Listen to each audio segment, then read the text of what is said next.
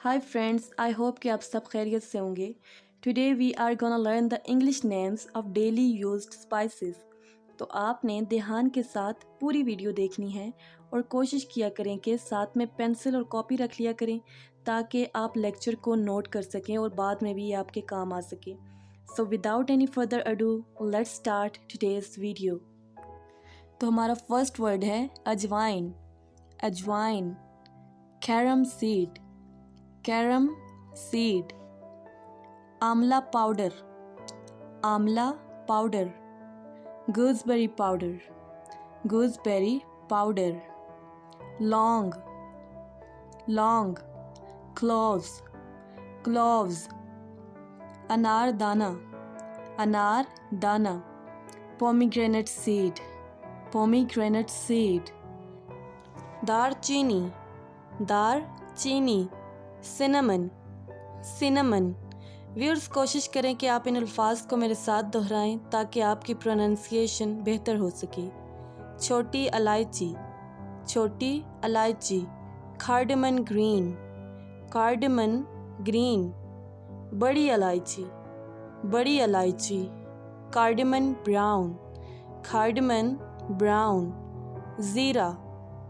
ज़ीरा। Cumin seed. Cumin seed. सौंफ। सौंफ। फेनल। फेनल। कसूरी मेथी। कसूरी मेथी। Dry fenugreek leaves. Dry fenugreek leaves. कलौंजी।